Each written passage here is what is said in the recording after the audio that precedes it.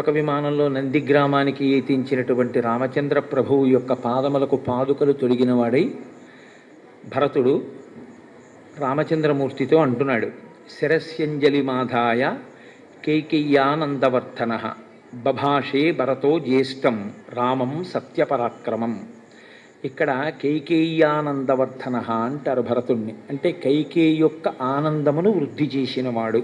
సాధారణంగా కొడుకుకి ఉన్నటువంటి పేరు సంస్కృతంలో నందనుడు అని, అంటే ఆనందమును కల్పిస్తాడు తల్లిదండ్రులకి. అందుకే దేవకీ నందనుడు, పార్వతీ నందనుడు. నందన శబ్దాన్ని తల్లితో కలిపి వేస్తారంటే తల్లికి ఆనందమునిచ్చేటటువంటి వాడై ఉంటాడు అని. కాబట్టి ఇక్కడ ఎలా కైకేయానందవర్ధన అయ్యాడు అంటే, కైకేయికి నిజంగా రామచంద్రమూర్తికి రాజ్యం ఇవ్వకూడదని, భరతుడికి రాజ్యం ఇవ్వాలని ఆవిడ హృదయంలో ఉన్నటువంటి సంకల్పం కాదు. ఈ విషయం మందర వెళ్ళి మాట్లాడడం ప్రారంభం చేసినప్పుడే మనకి స్పష్టమవుతుంది. ఆవిడ ఎంత సంతోషించిందో, రామచంద్రమూర్తికి రాజ్యం ఇస్తున్నారంటే అయోధ్యకాండలో ఎంత ఆనందపడిపోయిందో. కానీ మందర లేనిపోయినటువంటి భయాన్ని సృష్టించి ఆమె మనసుని కదిలిపోయేటట్టుగా చేసింది. అందుకే దశరథ మహారాజు గారు దర్శనమిచ్చినప్పుడు రామచంద్రమూర్తికి, రామ, దేవతల యొక్క సంకల్పం ఇది, నేను పెట్టిన ముహూర్తానికి పట్టాభిషేకం జరగకూడదు అని దేవతలు నిర్ణయించారు. అందుకే నేను పెట్టుకున్న ముహూర్తం భగ్నమైపోయింది. అయిపోయి నువ్వు అరణ్యవాసానికి వెళ్ళావు. నువ్వు అరణ్యవాసానికి వెడితే తప్ప రావణవధ జరగదు అని సంకల్పించిన దేవతలు కైకేయి చేత ఆ కోరిక కోరేటట్టు చేశారు అని చెప్పారు. కాబట్టి నిజానికి కైకేయికి రామచంద్రమూర్తి యొక్క పట్టాభిషేకాన్ని పాడు చేయాలన్న ఉద్దేశ్యం కానీ, భరతుడికి రాజ్యం ఇవ్వాలన్న కోరిక కానీ లేని తల్లి ఆవిడ. ఆవిడికి రాముడు రాజు కావడమే ఆవిడికి ఇష్టం. కాబట్టి అక్కడ ఉన్న వాళ్ళల్లో రాముడి పట్టాభిషేకం చూసి ఓర్వలేనిదిగా మనం అనుమానపడవలసినది ఎవరైనా ఉంటే కైకేయి గురించి మనం ఏమైనా అనుమానపడతామేమోనని మహర్షి మరొక్కసారి జ్ఞాపకం చేస్తున్నారు. కైకేయ్యానందవర్ధన.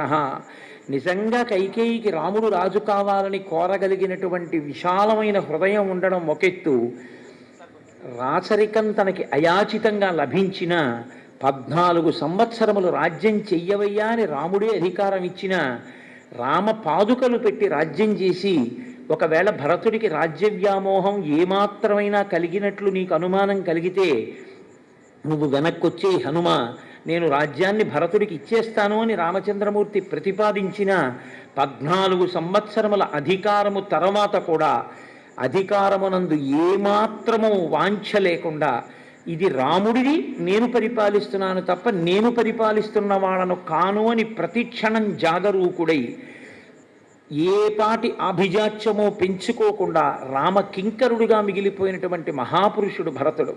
ఆయన అలా ఉండబట్టి కైకేయి యొక్క కోరిక ఇవాళ తీరుతోంది. కాబట్టి ఆయన కైకేయ్యానందవర్ధన. శిరస్యంజలి మాధాయ, శిరస్సు యందు 2 చేతులు దోసిలి కట్టి అంజలి ఘటించి పరమ వినయంతో రామచంద్రమూర్తి దగ్గరికి వచ్చి, బభాషే భరతో జ్యేష్టం రామం సత్యపరాక్రమం. సత్యపరాక్రముడైనటువంటి రాముడు అంటారు మహర్షి. ఆయన ఎప్పుడు అనుష్ఠించినా అదే, మారనటువంటి పరబ్రహ్మమునందు రమించడానికి మారేటటువంటి ధర్మాన్ని పట్టుకున్నటువంటి వాడు రామచంద్రమూర్తి. అందుకే సత్యమేవేశ్వరో లోకే సత్యం పద్మాశ్రితా సదా సత్యమూలాని సర్వాణి సత్యాన్నాస్తి పరమం పదం అంటాడు. నాకు సత్యమే సర్వస్వం, సత్యమునే లక్ష్మి ఆశ్రయించి ఉంది. అలా ఆశ్రయించినటువంటి సత్యమును నేను విడిచిపెడితే నేను సమస్తము పోగొట్టుకుంటాను, నాకు సత్యమే కావాలంటాడు రాముడు. కాబట్టి సత్యమే పరాక్రమముగా కలిగినటువంటి వాడు. సత్యపరాక్రముడైనటువంటి రాముడితో భరతుడు మాట్లాడుతున్నాడు. పూజిత మామికా మాతా దత్తం రాజ్యం ఇదం మమ తద్దదామి పునస్తుభ్యం యథాత్వమదదామమ. నాయనా రామ, మహానుభావ, నువ్వు పూజిత మామికా మాత, మా అమ్మ మాటకి ఎంత గౌరవించావయ్యా. నిజంగా ఆ రోజున దశరథ మహారాజు గారు ఒక స్త్రీ మాటకి నేను కట్టుబడ్డాను, ఈమె వరములన్న పేరుతో నన్ను నిర్బంధిస్తోంది, రామా నువ్వు నన్ను ఖైదు చేసి రాజ్యం పుచ్చుకో అన్నారు. అయినా సరే నాకు నాన్నగారు మిమ్మల్ని ఖైదు చేసి రాజ్యం పుచ్చుకోవడం కాదు, మిమ్మల్ని సత్యమునందు నిలబెట్టిన వాడు కొడుకని, అమ్మా పుట్టినప్పటి నుంచి నన్ను చూస్తున్నావు, రాజ్యమే కావాలంటే తల్లి నువ్వు నాన్నగారిని వరాలు అడగాల అమ్మా, నువ్వు పిలిచి చెప్తే నేను వెళ్ళిపోనా, అమ్మ నాకు ఇవన్నీ అక్కర్లేదమ్మా నా అని నహమర్ధపరో దేవీ లోకమా వస్తుముత్సహి విద్ధిమాం ఋషిభి తుల్యం కేవలం ధర్మమాస్థితం అంటాడు మహానుభావుడు అయోధ్యకాండలో. అమ్మా నాకు ధర్మము కావాలమ్మా, నేను ఋషిని, నాకు దేని మీద కోరిక ఉన్నవాణ్ణి కాను, అటువంటి ఋషినమ్మా నేను. కాబట్టి నాకు కావలసింది ధర్మం ఒక్కటే, నాన్నగారిని సత్యమునందు నిలబెట్టడమే, నువ్వు చెప్తే వెళ్ళిపోనా అమ్మా అంటాడు. అంతగా నా తల్లిని పూజించినటువంటి వాడివి, పూజిత మామిక మాత, మా అమ్మ మాటని నిజం చేయడానికి, మా అమ్మ కోరుకున్న కోరికని నిజం చేయడానికి ఇంత పెద్ద సామ్రాజ్యాన్ని విడిచిపెట్టి వెళ్ళిపోయావు రామా. దత్తం రాజ్యం ఇదమ్మమ, ఆ రాజ్యాన్ని 14 ఏళ్ళు పరిపాలించు అని నాకు ఇచ్చావు నువ్వు. అది 14 ఏళ్ళు నీదైన రాజ్యాన్ని నీ కొరకు నేను పాలించాను తప్ప నీదైన రాజ్యాన్ని నాదిగా తీసుకుని నేను ఎన్నడూ పరిపాలించలేదు. కాబట్టి తద్దదామి పునస్తుభ్యం, దానినే నేను నీకు ఇస్తున్నాను మళ్ళీ. కాబట్టి ఆయన అంటాడు, ధురమే కాకినాన్యస్తాం వృషభేణ బలీయస కిశోరవద్గురుం భారం నవోఢుం అహముత్ససే. అన్నయ్య, ఎక్కడైనా లోకంలో ఒక గుర్రం యొక్క వేగాన్ని ఒక గాడిద అందుకోగలదా? 2 ప్రాణులు ఒక్కలా ఉంటాయని. హంస ఎలా నడుస్తుందో అలా ఒక కాకి నడవగలదా అన్నయ్య? నువ్వు ఒక్క విషయాన్ని బాగా ఆలోచన చెయ్యి. యథాచారోపితో వృక్షో జాతశ్చాంతర్నివేశనే మహాంశ్చ సుదురారోహో మహాస్కంధ ప్రశాఖవాన్ శీర్యేత పుష్పితో భూత్వా న ఫలాని ప్రదర్శయన్ తస్యవానుభవేద్దర్థం యస్య హేతోః సరోప్యతే. నీవు రాజ్యం చెయ్యాలి అని ధర్మాత్ముడైన వాడు రాజ్య పరిపాలన చెయ్యడానికి నాకు కొడుకుగా కావాలి అని నాన్నగారు అశ్వమేధయాగం పుత్రకామేష్టి చేశారు. అటువంటి ధర్మాత్ముడివి నువ్వు కొడుకుగా పుట్టావు. పుట్టి కూడా ఇప్పుడు నువ్వు రాజ్య స్వీకారం చేయకపోతే అదిగో పళ్ళు పండని చెట్టు ఎలా ఉంటుందో అన్నయ్య అలా ఉంటుంది. కాబట్టి నువ్వు రాజ్యాన్ని స్వీకరించవలసి ఉంటుంది. నువ్వు గొప్ప భోగములకు ఐశ్వర్యమునకు తగినవాడవు, కానీ 14 సంవత్సరముల పాటు కటిక నేల మీద పడుకున్నావు. నీ చేతిని తలగడగా పెట్టుకుని పడుకున్నావు. నీ చేతిని తలగడగా పెట్టుకుని పడుకోవలసినటువంటి సీతమ్మ ఎక్కడో అశోకవనంలో శిశుపా వృక్షం కింద అలా ఏడుస్తూ ఆ తల్లి ఉండిపోయింది. అన్నయ్య, ఇక నుంచి నువ్వు అలా ఉండడానికి వీల్లేదు.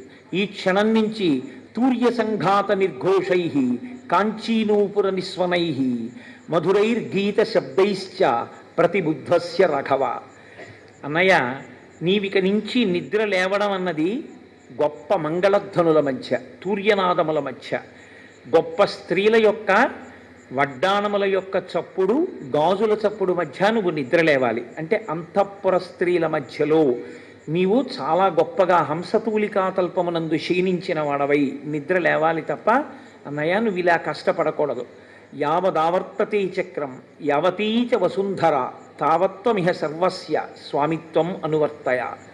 భరతుడు ఇవాళ స్వామి అని పిలుస్తున్నాడు. స్వామి అని పిలుస్తున్నాడంటే ఒక్కటే కారణం, ఆయన యందు ఈశ్వరతత్వాన్ని చూశాడు అని గుర్తు. ఒక గురుతత్వాన్ని చూశాడు తప్ప కేవలం ఒక అన్నగారిని చూసి మాట్లాడుతున్నవాడు కాడు. ఎందుకంటే అన్నగారిని స్వామి అన్న మాటతో సంబోధన లేదు.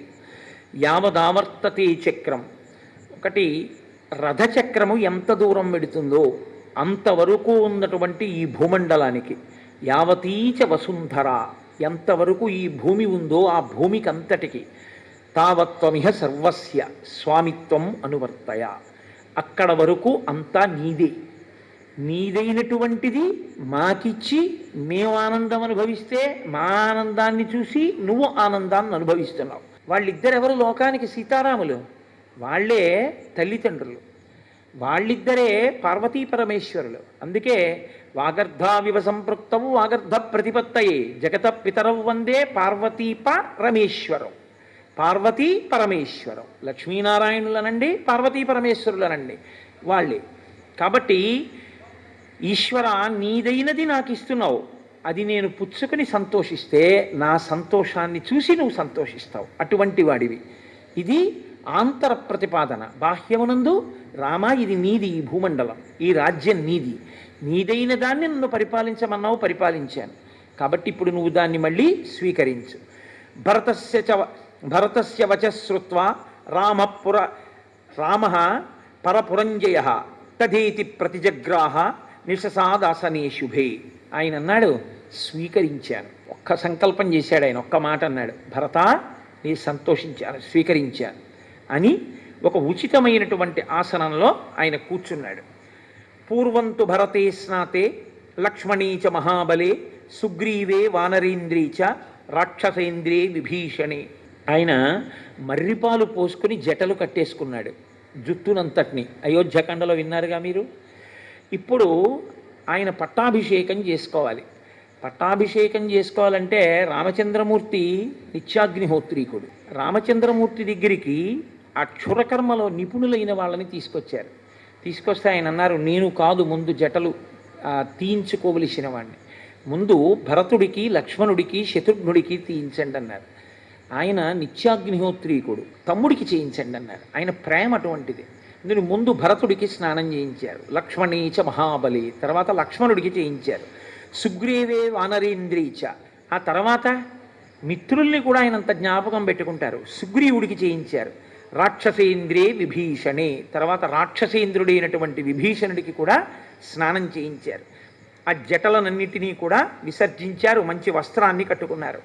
సీతమ్మ తల్లికి ప్రతికర్మచ సీతాయా సర్వా దశరథ స్త్రియ ఆత్మనైవ తదా చక్రు మనస్విన్యో మనోహరం తతో వానరపత్నీనాం సర్వేషామేవ శోభనం చకారయత్నాత్ కౌసల్య ప్రహృష్ట పుత్రలాలస. ఇంతకాలం తర్వాత కొడుకుని చూసుకున్నటువంటి కౌసల్య, నా కొడుకు ఇవాళ ఈ అభ్యున్నతిని పొందడానికి కారణమైనటువంటి వాళ్ళు వానరనాయకుడైన సుగ్రీవుడు, రాక్షసనాయకుడైన విభీషణుడని పట్టుపట్టి వానరనాయకుడైన సుగ్రీవుడి యొక్క భార్యలకి అలంకారాలు చేసిందిట. వాళ్ళు కామరూపులు, మానవ రూపంలో ఉన్నారు. ఇప్పుడు రామచంద్రమూర్తిని శత్రుఘ్నుడు ఒక రథాన్ని పూంచి తీసుకొచ్చి అక్కడ నిలబెట్టి, అన్నయ్య రథం ఎక్కువ అన్నాడు. తత శత్రుఘ్నవచనాత్ సుమంత్రో నామ సారథి యోజయిత్వాభిచక్రామ రథం సర్వాంగశోభనం అర్కమండల సంకాశం దివ్యం దృష్ట్యా రథోత్తమం ఆరురోహ మహాబాహు రామ సత్యపరాక్రమం. ఆ సుమంత్రుడికి చెప్పి ఒక రథాన్ని తీసుకొచ్చి శత్రుఘ్నుడు మేలైన గుర్రములతో పూంచినటువంటి దాన్ని, సూర్యమండలంలో ఉన్నటువంటి రథాన్ని అక్కడ పెట్టాడు. మహానుభావుడైనటువంటి రామచంద్రమూర్తి ఆ రథాన్ని అధిరోహించారు. సుగ్రీవుడు, హనుమంతుడు మొదలైనటువంటి వాళ్ళు గొప్ప కాంతి కలిగినటువంటి కుండలములు ధరించినటువంటి వారై ఆ నందిగ్రామం దగ్గర నుంచి అయోధ్యా పట్టణానికి బయలుదేరారు. అలాగే సుగ్రీవ పత్నులు సీతమ్మ తల్లితో కలిసి ఆ నగర వీధులన్నీ చూస్తూ వెళ్ళడం కోసమని వాళ్ళు బయలుదేరారు. ఇప్పుడు రామచంద్రమూర్తి పట్టాభిషేకం కోసం నందిగ్రామం నుంచి అయోధ్య వరకు అందరూ కలిసి బయలుదేరారు. అన్నయ్య ఇంత కష్టపడి వచ్చాడు మన అన్నయ్య అని శత్రుఘ్నుడు ఎంతో సంతోషంగా ఆ రథము యొక్క కళ్ళాల్ని పట్టుకున్నట్టు. అలాగే ఆ చుట్టూ ఉన్నటువంటి ఆ భరతుడు గుర్రము యొక్క కళ్ళెములను పట్టుకుంటే శత్రుఘ్నుడు శ్రీరాముని యొక్క శిరస్సు మీద ఛత్రాన్ని పట్టుకున్నాడు. లక్ష్మణుడు ఒక పక్కన నిలబడి వింజామర వేస్తున్నాడు. విభీషణుడు ఇంకొక వింజామర తీసుకుని ఆయన వేస్తున్నాడు. భరతుడు అక్కడ ఉన్నటువంటి పురోహితులందరితో ఎంత వైభవోపేతంగా శ్రీరామ పట్టాభిషేకం జరగాలి అన్నది ఆలోచన చేస్తున్నాడు. ఇంత సంతోషంగా ఈ అన్నదమ్ములందరినీ చూస్తేట ఇద్దరి కళ్ళమ్మట నీళ్లు కారేట. ఒకడు సుగ్రీవుడు, ఇంకొకడు విభీషణుడు. ఇప్పుడు ఆ రథం బయలుదేరింది. మహర్షులు, మరుద్గణములు, దేవతలు అందరూ ఆకాశంలో నిలబడి రామచంద్రమూర్తి యొక్క పట్టాభిషేకాన్ని చూస్తున్నారు. నందిగ్రామం నుంచి ఊరేగింపు బయలుదేరింది అయోధ్య వరకు. రాజైన వాడు, పెద్దవాడు, మహానుభావుడు కాబట్టి దశరథ మహారాజు గారు కూర్చునేటటువంటి శత్రుంజయము అనేటటువంటి ఏనుగు మీద సుగ్రీవుణ్ణి కూర్చోపెట్టారు. కూర్చోపెట్టి ముందు భాగంలో ఆయన్ని నడిపించారు. తూర్యవాద్యములు, కరతాళధ్వనులు చేసేవాళ్ళు, మంచి స్వస్తివాక్యాలు పలికేటటువంటి బ్రాహ్మణోత్తములు ఆ ముందర వెడుతున్నారు. అక్షతలు పట్టుకున్నటువంటి వాళ్ళు కొందరు, బంగారు పాత్రలు పట్టుకున్న వాళ్ళు కొందరు. ఆ ముందు ఆవులు నడుస్తున్నాయి. ఆవుల వెనక కన్యలు నడిచారు. అక్షతం జాతరూపంచ గావః కన్యాస్తథా ద్విజాః నరా మోదకహస్తాశ్చ రామస్య పురతో యయుః. ఆ వెడుతున్నటువంటి వాళ్ళ చేతుల్లో పాత్రలు పట్టుకుని పాత్రల్లో మధుర పదార్థాలు, పిండి వంటలు పట్టుకున్నారు. ముందు కన్యలు వెడుతున్నారు, కన్యల వెనక సువాసినులు వెడుతున్నారు, సువాసినుల వెనక పురుషులు వెడుతున్నారు, మధ్యలో రామచంద్రమూర్తి రథంలో కూర్చుని వెడుతున్నారు.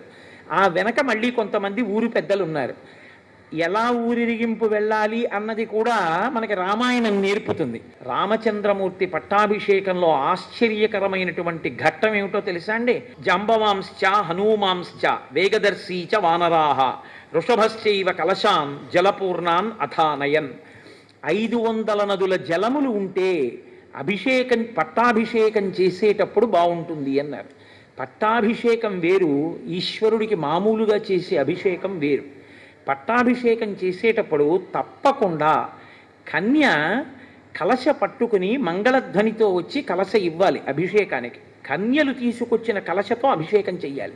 500 నదుల జలాలు తీసుకురావడం అంటే సాధ్యమయ్యే విషయం కాదు. కాబట్టి ఏం చేస్తారంటే మంత్రపురస్సరంగా ఆవాహన చేస్తారు. గంగేటి యమునే చైవ గోదావరి సరస్వతి నర్మదే సింధు కావేర్యౌ జలేస్మిన్ సన్నిధింకురు అంటే వస్తున్నాయనే కదా మన నమ్మకం. మంత్రం మనకు ఆ శక్తి ఉంది కాబట్టి అలా ఆవాహన చేస్తారు. కానీ రామచంద్రమూర్తి పట్టాభిషేకంలో అలా చేయలేదు. ఎందుచేత అంటే అత్యంత బలమైన వానరులు ఉన్నారు. భరతుడు అన్నాడు, మా అన్నయ్య పట్టాభిషేకానికి 500 నదుల జలాలు కావాలన్నాడు. వెంటనే సుగ్రీవుడు వానరోత్తములందరినీ పిలిచి మీ అందరూ వెళ్ళి 500 నదుల జలాలు తీసుకురండి అన్నాడు. వాళ్ళు సూర్యోదయంలో బయలుదేరారు, బ్రాహ్మీ ముహూర్తంలో. అంతే, చక్కగా పట్టాభిషేకం వేళటికి మంటపంలోకి 500 నదుల జలాల్ని వాళ్ళు తీసుకొచ్చారు. ఎలా తీసుకొచ్చారో తెలుసా అండి? మామూలుగా తీసుకురాలేదు. పట్టాభిషేక సర్గందుకే శ్రీరామనవమి నాడు పారాయణ చేస్తారు. ఏ దిక్కుకు వెళ్ళినప్పుడు ఏ పవిత్ర వస్తువు కనపడితే దాన్ని ఆచ్ఛాదించి తీసుకొచ్చారు. ఎర్రచందనపు కొమ్మలు కనపడ్డాయనుకోండి, వాళ్ళు తెస్తున్న కలశ మీద ఎర్రచందనపు కొమ్మలని ఆచ్ఛాదించి తీసుకొచ్చారు. అలా ఆ నదుల జలాల్ని తీసుకొచ్చారు. నదీ శతానాం పంచానాం జలం కుంభేషు చాహరన్. 500 నదుల జలాలతో అభిషేకం జరిగిన వాడు రామచంద్రమూర్తి ఒక్కడే. మహాత్ములైనటువంటి ఋషులు వచ్చారు. వశిష్ఠో వామదేవశ్చ జాబాలి రథకాశ్యప కాత్యాయన సుయజ్ఞశ్చ గౌతమో విజయస్తథా. అక్కడకు వచ్చినటువంటి వాళ్ళు వశిష్ఠుడు, వామదేవుడు, జాబాలి, కాశ్యపుడు, కాత్యాయనుడు, సుయజ్ఞుడు, గౌతముడు, విజయుడు మొదలైనటువంటి మహర్షులు వచ్చారు. అభ్యసించన్నరం వ్యాఘ్రం ప్రసన్నేన సుగంధిన సలిలేన సహస్రాక్షం వసవో వసవం యథా. ఆయనని ఆ కలశల యందు ఓషధీరసములను నింపారు. కాబట్టి ఇప్పుడు ఆ పట్టాభిషేకం చేశారట రామచంద్రమూర్తికి. అంతే, లోకం అంతా చల్లబడిపోయింది అన్నారు. ఒక్కసారి చల్లబడిపోయింది. అంటే ఆ రామచంద్రమూర్తి యొక్క శక్తి అటువంటిది. పట్టాభిషేకం జరిగితే రాజారాముడైన, కాబట్టి ఆయన రాజారాముడు కాగానే లోకమంతా చల్లబడిపోయింది. అందరి మనసులు ప్రసన్నమైపోయి బ్రహ్మణా నిర్మితం పూర్వం కిరీటం రత్నశోభితం అభిషిక్త పురాయేన అనుక్తం దీప్త తేజసం. అప్పుడు కిరీటములను తీసుకొచ్చి ఒక వేది మీద ఉంచారు మొట్టమొదట. ఇదే మకుటధారణ సర్గ అంటారు. ఈ సర్గనే, పట్టాభిషేక సర్గనే మకుటధారణ సర్గ అని కూడా పిలుస్తారు. ఇది యథార్థంగా ఏమిటంటే శ్రీరామనవమి నాడు కళ్యాణం చెయ్యడం ఎంత అవసరమో మకుటధారణ సర్గ పారాయణ చేయడం అంత అవసరం. ఈ కిరీటధారణ సర్గకి సంబంధించినటువంటి 3 శ్లోకాలు ఉంటాయి. ఈ 3 శ్లోకాల్ని అందరితోటి చెప్పిస్తారు ఒకసారి. మిగిలిన సర్గ ఎవరు వచ్చి దాన్ని ప్రవచనం చేస్తున్నారో ఆయన ఆ సర్గనంతటినీ చెప్పేస్తారు. కానీ శ్లోకాలు మాత్రం అందరితోటి చెప్పిస్తారు. కాబట్టి వాల్మీకి మహర్షి అంటారు, బ్రహ్మణా నిర్మితం పూర్వం కిరీటం రత్నశోభితం. రత్నముల చేత శోభించేటటువంటి ఆ కిరీటము చతుర్ముఖ బ్రహ్మగారి చేత నిర్మింపబడినటువంటి కిరీటము. తస్యాన్వవాయే రాజానః క్రమాద్యేనాభిషేచితాః సభాయాం హేమక్లుప్తాయాం శోభితాయాం మహాధనైః. అనేక మంది జనులతో శోభిస్తూ రత్నములతో వజ్రములతో శోభిస్తున్నటువంటి ఆ వేదిక మీద రామచంద్రమూర్తికి ధారణ చేయించేటటువంటి ఆ కిరీటాన్ని తీసుకొచ్చి అక్కడ పెట్టారు. వశిష్ఠ మహర్షి తన చేతులతో ఆ కిరీటాన్ని రామచంద్రమూర్తి యొక్క శిరస్సు మీద అలంకరించారు. లక్షల సంఖ్యలో గుర్రములను, పాడియావులను, గోవులను, 100 కొలది వృషభములను బ్రాహ్మణోత్తములకు దానం చేశాడు రామచంద్రమూర్తి. 30 కోట్ల బంగారు నాణ్యములను, అమూల్యమైనటువంటి ఆభరణములను, వస్త్రములను ద్విజవరులకు పంచి ఇచ్చాడు. సుగ్రీవుడికి మణులు పొదిగినటువంటి ఒక గొప్ప హారాన్ని బహూకరించాడు. వైఢూర్యమణి చిత్రేచ వజ్రరత్న విభూషితే వాలిపుత్రాయ ధృతిమాన్ అంగదాయ అంగదే దదౌ. మంచి రత్నములు, వైఢూర్యములు, వజ్రములు పొదగబడినటువంటి అంగదములను అంటే భుజకీర్తులను అంగదుడికి ఇచ్చాడు. అందరికీ అన్నీ ఇచ్చేశాడు. సీతమ్మ తల్లికి కూడా బహుమానం చేశాడు రామచంద్రమూర్తి. ఇంతమంది ఇన్ని పుచ్చుకున్నాక మా అమ్మ సీతమ్మ మెడలోంచి ఒక ముత్యాలహారాన్ని తీసి చేత్తో పట్టుకుని ఇలా రాముడి వంక చూసింది. మాట్లాడితేనే అర్థమవుతుందా? ఆయన మనస్సు ఆవిడి దగ్గరుంది, ఆవిడ మనస్సు ఆయన దగ్గరుంది. అస్యాదేవ్యా మనస్తస్మిన్ తస్య చాస్యాం ప్రతిష్ఠితం తేనేయం సచి ధర్మాత్మ ముహూర్తం అపి జీవతి. ఒకరి మనస్సు ఒకరి దగ్గర ఉన్న దాంపత్యం ఆ దాంపత్యం. కాబట్టి వెంటనే రాముడు అన్నాడు, సీత నువ్వు ఆ హారాన్ని మెళ్ళలోంచి ఎందుకు తీశావో నాకు తెలుసు. ప్రదేహి సుభగేహారం యస్య తుష్టాసి భామిని పౌరుషం విక్రమో బుద్ధి యస్మిన్ నేతాని సర్వశః దదౌ సావాయుపుత్రాయాతం హారం అసితేక్షణ హనుమాంస్తేన హారేణ శుశుభే వనరస్సభ చంద్రాంశు జయ గౌరేణ శ్వేతాభ్రేణ యథాచలః. వెంటనే ఆ తల్లి తన చేతిలో ఉన్నటువంటి ముత్యాల హారాన్ని స్వామి హనుమకి ఇచ్చింది. వెంటనే హనుమ ఆ హారాన్ని మెళ్ళో వేసుకున్నారు. చంద్రకిరణములు పడినటువంటి మేఘం ఎలా ఉంటుందో, ఆయన పచ్చటి రంగులో కదండి ఉంటారు, కాంచనాద్రికమనీయ విగ్రహం. ఆ హారములు వేసుకున్నటువంటి హనుమ అలా మిరిసిపోయారు కాంతితోటి. ఆయన ఏదో కొరికారు, రామనామం లేదని అవతల బారేశారు, అటువంటి పిచ్చి పనులు ఆయన చేయరు. ఆయన చక్కగా దాన్ని మెళ్ళో ధరించారు. యథార్థముగా జరిగిన కథ రామకథ కాబట్టి ఇది ఆది కావ్యము. భార్య భర్తతో మాట్లాడితే ఎంత మధురంగా ఉంటుందో అటువంటి భాషలో చెప్పబడిన కావ్యము, సర్వధర్మములు పొదగబడినటువంటి కావ్యము. ఈ కావ్యాన్ని ఎవరు వింటున్నారో పుత్రకామస్తు పుత్రాన్వై ధనకామో ధనాని చ లభతే మనుజోలోకే శ్రుత్వా రామాభిషేచనం. ఎవరు ప్రత్యేకించి రామచంద్రమూర్తి యొక్క పట్టాభిషేకాన్ని చూస్తున్నారో, పట్టాభిషేకంలో పాల్గొంటున్నారో, రాజారాముడిగా కూర్చున్నటువంటి రోజున జరుగుతున్నటువంటి పూజా సభలో ఉంటారో, ఎవరెవరు సంపూర్ణంగా రామాయణాన్నంతటినీ పరమ సంతోషంతో చెబుతున్నటువంటి వ్యక్తి కన్నా కింది స్థానంలో కూర్చుని పరమ మర్యాదతో నమ్మకంతో కూడిన బుద్ధితో నమస్కరిస్తూ వింటారో అటువంటి వారికి పుత్రకామస్తు పుత్రాన్వై, అటువంటి వారికి కొడుకులు కావాలంటే కొడుకులు కలుగుతారు. ధనకామో ధనానిచ, ధనం కావాలి అంటే ధనం కలుగుతుంది. రామాయణాన్ని విన్నటువంటి వాళ్ళకే ఆ సంస్కారములు పొందినటువంటి ఫలితాన్ని ఈశ్వరుడు వాళ్ళ ఖాతాలో వేస్తాడు. శ్రీరామాయణానికి అంత శక్తి ఉంది. పూజయంశ్చ పటేశ్చేమం ఇతిహాసం పురాతనం సర్వపాపాత్ ప్రముచ్యేత దీర్ఘమాయురవాప్నుయాత్. దీర్ఘమైనటువంటి ఆయుర్దాయాన్ని పొందుతారు, సర్వ పాపములు కూడా పోతాయి. ఇది అతి పవిత్రమైనటువంటి ఇతిహాసము, పురాతనమైన ఇతిహాసము. ఇతి హా అసం అంటే ఇది ఇలాగే జరిగినది. అందుకే రామాయణం సత్యమేమి, ఒక్క వాల్మీకి రామాయణమే సత్యం, బ్రహ్మగారి వరం. ఇది హా అసం, ఇది ఇలా జరిగినది, ఇది కల్పిత గాథ కాదు, ఇది సృష్టింపబడినది కాదు, కేవలము కల్పించి మీకు సంతోషాన్ని చేకూర్చేది కాదు, యథార్థముగా జరిగిన కథ. అప్పుడు జరిగిన కథ ఇప్పటికీ ఎందుకు చెప్తారు అంటే, రామాయణమిదం కృత్స్నం శృణ్వతః పఠతః సదా ప్రియతే సతతం రామః సహి విష్ణు సనాతనః. సనాతనుడైనటువంటి విష్ణువు రామాయణం చెప్పబడిన ప్రాంగణం ఎక్కడుంటుందో అక్కడ అపారమైన ప్రీతిని పొంది మిగిలిన దేవతలందరితో కలిసి స్వామి హనుమ, రామచంద్రమూర్తి, సీతమ్మ, 33 కోట్ల మంది దేవతలు ఆ రామాయణ ప్రవచనము జరిగినటువంటి ప్రాంగణం మీద నిలబడి ఉంటారు. నిలబడి పట్టాభిషేక సర్గనాడు చూస్తూ ఉంటారు. పితృదేవతలందరూ కూడా విశేషమైనటువంటి ఆనందాన్ని పొందుతారట. పట్టాభిషేక సర్గ దగ్గరికి వచ్చేటప్పటికీ రామాయణం అంత శక్తిని పొందుతుంది.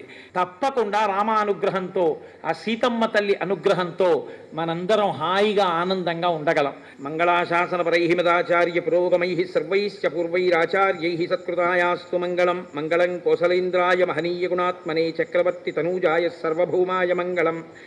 ఉమాకాంతాయ కాంతాయ కామితార్థప్రదాయినే శ్రీగిరీశాయ దేవాయ మల్లినాథాయ మంగళం. కరచరణకృతం వా కర్మవాక్కాయజం వా శ్రవణనైనజం వా మానసం వాపరాధం విహితం వా సర్వమేత్తక్షమస్వ. శివ శివ కరుణాబ్ధే శ్రీ మహాదేవ శంభో. సర్వం శ్రీ ఉమామహేశ్వర పరబ్రహ్మార్పణమస్తు.